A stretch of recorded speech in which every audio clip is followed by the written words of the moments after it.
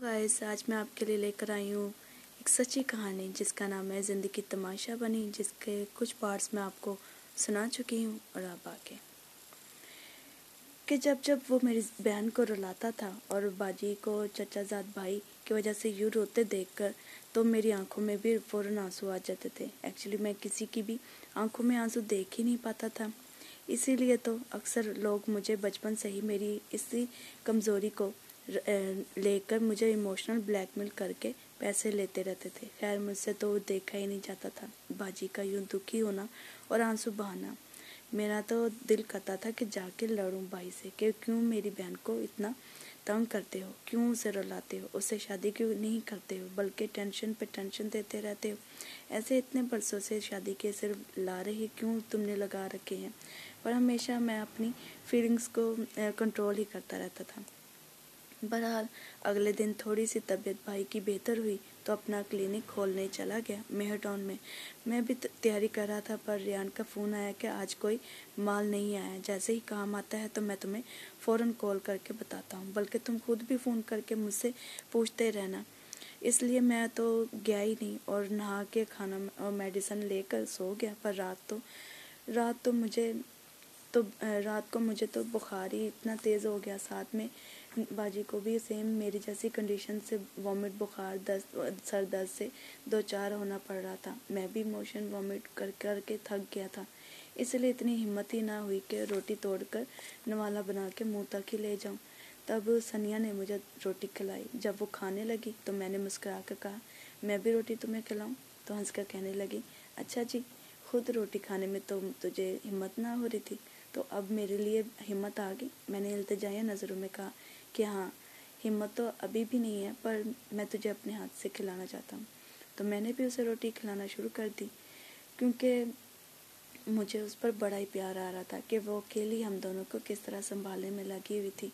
हालांकि 10 तो उसे भी लगे थे फिर पर हम दोनों जैसी हालत नहीं थी। खैर, अगले दिन 13 फरवरी बुध की सुबह 9 बजे से लंबी लाइट चलेगी, जो कि अब 2 बजे तक ही आनी थी। पर मेरी तो मोशन की वजह से तबीयत इतने नडाल हो चुकी थी कि मैं क्या बताऊं। और दूसरा, सनिया ने एक ख्वाब आज देख लिया था कि घर में एक तरफ खुशी का माहौल है और साथ में एक गमी का भी माहौल छाया हुआ था।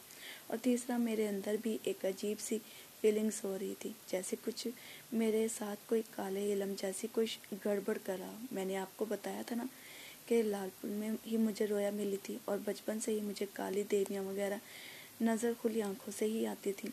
तो इसीलिए मुझे बड़ी स्ट्रॉन्ग फीलिंग होने लगी थी कि ज़रूर शेरा कोट वाले यानी सनिया से पहले आयशा से मेरा रिश्ता जो तय हुआ था, उसका भाई इलम वगैरह जानता था।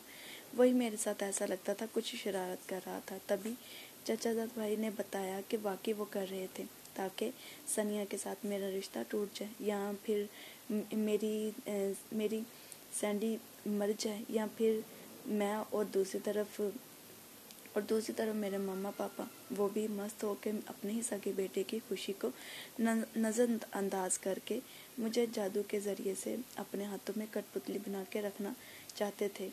और दूसरी वजह ये कि मैं सनिया से रिश्ता तोड़कर इनकी मर्ज़ी का रिश्ता कर लूं। वैसे कई बार हम किस्मत का लिखा समझकर चुप कर जाते हैं, मगर वो असल में किस्मत के साथ साथ इंसान का हसद में डूबे हुए काले इल्म का भी बड़ा कमाल होता है। खैर, मैं तो सुबह से देख रहा था सनिया झाड़ू घर पर लगा रही थी, मगर उदासी चेहरे पर सजाए हुई थी। उसके चेहरे पर मुझे हमेशा से स्माइल अच्छी लगती थी, और आज उदासी के नुमाया रंग उसके चेहरे पर देख के मेरे दिल को कुछ हो रहा था। मैंने कई दफ़ा पूछा उसे कि क्या हुआ है, क्या मुझसे नाराज़ हो या मेरी कोई बात बुरी लगी है? मुझे तू बता क्यों नहीं रही है? क्यों ऐसे उदास फिर रही हो? क्यों मुझे तड़पा रही हो? कहने लगी, यार मुझे खुद नहीं पता, तो मैं तुझे क्या बताऊं? मुझे नहीं पता कि मैं क्यों उदास हूँ, क्यों इतनी बेचैनी सी मेरे अंदर हो रही है। बड़ी स्ट्रॉन्ग फीलिंग मुझे हो रही है, जैसे कि कुछ बड़ा बुरा होने वाला है, कुछ छूटने वाला है, जैसे कोई जा रहा हो मुझसे दूर। पता नहीं यार ये क्या हो रहा है। मुझे अपनी ये फीलिंग्स समझ में आए तो फिर तुझे कुछ बताऊं। تب میں نے کہا سچ پوچھو تو میری بھی یہی سیم کنڈیشن ہو رہی ہے، مجھے بھی ایسی ہی بے چینی اداسی ہو رہی ہے، شاید یہ موسم ہی ایسا ہے آج اداسی والا۔ پھر کچھ دیر بعد بڑی باجی اور ان کے شوہر امیلیا کو لے کر یہاں لال پور آ گئے، کیونکہ بڑی باجی نے ہاسپٹل میں آج رہنا تھا۔ بڑی باجی کے شوہر کی بڑی بہن کے پاس، اس لیے امیلیا کو لال پور چھوڑنے آ گئے۔ تب مجھے اور ہمارے چچا زاد کزن بھائی کو وہاں دیکھ کر بڑی باجی غصے میں آ گئی۔ چچا زاد بھائی تو بہانہ لگا کے چلا گیا کہ میں ابھی کچھ کام کے لیے آیا تھا، اب جا رہا ہوں۔ سو وہ تو چلے گئے، رہ گیا میں۔ بڑی باجی سے تو میں حال چال پوچھنے کے لیے ان کے پاس ہی بیٹھ گیا۔ تبھی بڑی باجی نے میرے آنے جانے پر میری خوب میٹھی میٹھی بےعزتی جھاڑ کی، وہی میری ماما کی ہی باتوں کو واپس دہرا کر کہ جب تک شادی نہیں تمہاری ہو جاتی تب تک کے لیے نہ آیا کرو، تمہاری ماما کو اچھا لگتا نہیں ہے وغیرہ وغیرہ۔ پر میں نے ان کی کسی بات کو نہ برا منایا اور نہ ہی دل پر لیا، کیونکہ وہ میری بڑی بہن تھی تو مجھے مجبور ہو کے ڈانٹ رہی تھی، اور حق بھی تھا ان کا مجھے ڈانٹنے کا۔ پر سنیا کو تو اچھا ہی نہیں لگتا تھا جب سب مجھے اس طرح سے بے عزت کرتے تھے۔ مجھے کبھی تو وہ منع کر دیتی یہاں آنے سے، تو کبھی مجھے کہتی کہ پلیز جلدی کچھ ارینج کرو اور مجھے اپنے ساتھ لے کر جاؤ، تمہاری یہ ساری حالت مجھ سے اب دیکھی نہیں جاتی، تم کبھی اس طرح سے زمین پر تو لیٹتے ہی نہیں تھے، تو اب میری وجہ سے تم نے زمین پر بھی لیٹنا قبول کر لیا، حالانکہ وہاں کھانے پینے کی دکانیں بھی اتنی دور ہیں، ورنہ تم تو ہر وقت کچھ نہ کچھ کھانے کے عادی تھے، ایسے کبھی بھی بھوکے پیٹ رہے ہی نہیں تھے، اور اب میری وجہ سے تم نے فضول کھانا پینا بھی بند کر دیا، اور نہ ہی اب تمہیں بھوک لگتی ہے زیادہ، اور ایسے جیب تمہاری کبھی خالی ہوئی ہی نہیں تھی، میری وجہ سے وہ بھی رہنے لگی، اور باجی سے تمہیں نہ چاہتے ہوئے بھی لینے پڑتے ہیں، کبھی تم ایک ڈریس میں نہیں رہے تھے اور اب تم نے نخرے کرنا ہی بند کر دیا، کتنے دنوں سے ایک ڈریس میں گھوم پھر رہے ہو، اور جرابیں اس میں سے بھی تو ایک دن میں ہی تمہیں اسمیل آنے لگتی تھی تو فٹافٹ تبدیل کر دیتے تھے، چاہے آدھے گھنٹے پہلے ہی پہنی ہو، پر اب کتنے دن ہو جاتے ہیں انہی میں گزارا کر رہے، صرف میری وجہ سے۔ مت ایسے رہو زیشی، مجھے تکلیف ہوتی ہے تمہاری یہ حالت دیکھ کر، مجھ سے محبت کرنے کی لگتا ہے جیسے تمہیں سزا مل رہی ہو۔ میں نے کہا پاگل، یہ ساری بے عزتی، ساری قربانیاں تیرے لیے ہی تو دے رہا ہوں، اور رہی بات ذلیل ہونے کی، ارے یار عشق تو ہوتا ہی ایسے ذلیل ہے، کبھی بھی کسی نے ایسے پھولوں کی مالا پہناتے ہوئے عزت نہیں دی، بس کوئی ہی عشق ہوتے ہیں جن کو کامیابی دستیاب ہوتی ہے، اور ہماری شادی بھی یہ سب کر دیں گے تو ٹھیک ہے، ورنہ میرے دوست کہتے ہیں کہ محبتوں میں تو شادیاں نہیں ہوتی ہیں، اور ویسے بھی ان ساری بےعزتیوں وغیرہ کو اگنور کرنا میں نے تجھ سے ہی تو سیکھا ہے، تو پھر جیسے میں اب اپنی بےعزتی کو اگنور کرتا ہوں تو بھی اگنور کرتی رہے، اور بس محبت کو انجوائے کر، باقی سب چیزوں کو بھول جاؤ، میں ہوں نا ان بےعزتی جیسی چیزوں کے لیے، تو ٹینشن نہ لیا کر، بس مجھ سے محبت کی باتیں کیا کر۔ بہرحال رات کو ریان کی کال آ گئی تو میں بخار کی حالت میں ویسے ہی ڈیوٹی پر بھوکے پیٹ جانے لگا، تو اس نے مجھے زبردستی روک لیا، کہنے لگی کہ یہ کھچڑی کھا کے میڈیسن لے کر ہی جاؤ، پر میرے ساتھ باجی کا بھی کھچڑی کھانے کا من ہی نہ کر رہا تھا، منہ کا ذائقہ ہی بدمزہ سا ہوا تھا، اس لیے ہم نے کہا کہ ہمیں کوئی مزیدار چیز دو، تو وہ ہنس کر کہنے لگی کہ اچھا جی، بائیں محلے میں سے سیخ نان کباب لے آؤں۔ تب مجھے یاد ہے کیسے ہم دونوں نے فوراً ہی حامی بھر دی تھی، سو نان کباب اور سیخ وغیرہ ہم تینوں نے مل کر کھائے، اور پھر بائبل پڑھ کے دعا کر کے میں تو بوتیک کے لیے رات 7 بجے تک روانہ ہو گیا۔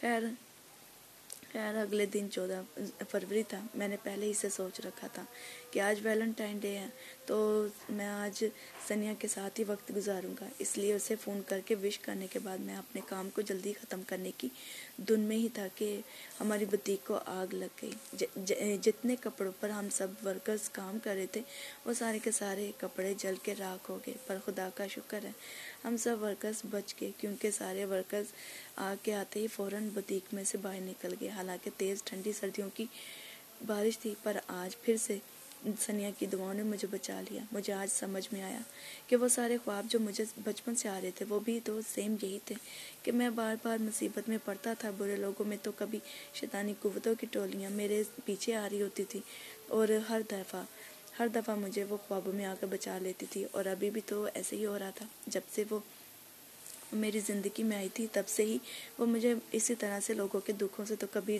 روڈ ایکسیڈنٹ سے اور اب آگ سے بھی بچا لیا دعاؤں سے۔